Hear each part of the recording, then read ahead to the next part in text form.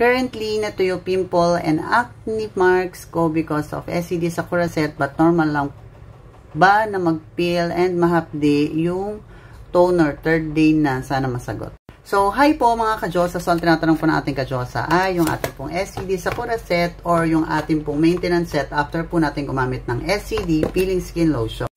Anyways, mga ka-Diyosa, nakagawa na po ako ng video review, explanation, and demonstration nito sa ating pong YouTube channel na RC Diyosa.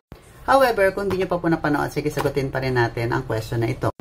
Sabi po ng ating ka-Diyosa ay natuyo naman daw yung kanyang pimples and acne marks in just 3 days ng paggamit niya ng SCD Sakura set. Pero ang concern niya ay kung normal lang daw ba na may pagkamahapdi yung toner and nagpipil pa rin yung skin niya. So, sige, umpisahan natin dun sa may peeling effect pa rin siyang nararanasan. Honestly, ka-Diyosa, nasabi ko na rin po yan sa video ko and in-aware ko na rin po ang tao na kapag gumamit po tayo ng SCD Sakura lotion, ito po ay makakaranas pa rin tayo ng micro-peeling. Lalo na kung meron pa siyang mga dead skin na pwedeng alisin sa skin natin. So, yes, normal po na makakaranas pa rin tayo ng peeling effect sa ating Sakura lotion. Ngayon naman po, doon naman po sa toner, well, most commonly kapag ayan din yung ayaw ko sa mga rejuvenating, yung mga typical na rejuvenating set, kapag kasi may toner, parang naglalagay ka na ng cream, din maglalagay ka ng toner, so humahapdi lalo yung skin natin. Kaya ka-Diyosa, kung hindi po kayo komportable doon sa Sakura set na meron pong glass skin toner, pwede nyo po yung i-skip. So, ang gamitin nyo na lang po ay yung ating Sakura lotion. Ito po siya. And yung ating pong Miracle Cream sa morning, yung sunblock niya na meron din siyang whitening.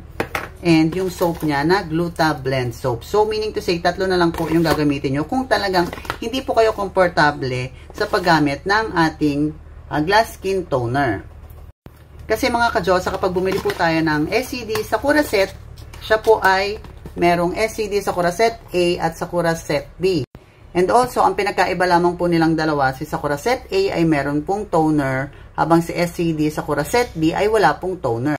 Meaning to say, kahit alin po dyan sa dalawa na yan ay pwede po natin gamitin kung saan po tayo mas mahihiyang. Meaning to say, kung hindi po tayo hiyang dun sa may toner na combination, pwede naman pong dito lang tayo sa walang toner.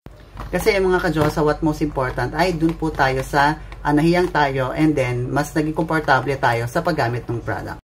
So, with or without toner, mga ka-Diyosa, kung saan po kayo komportable at nag-work siya na maganda sa skin nyo, yun yung kahiyang nyo, that's okay lang po. So, yun lang mga ka-Diyosa, and hopefully nakatulong ang video na to sa'yo, and have a great day. Bye-bye!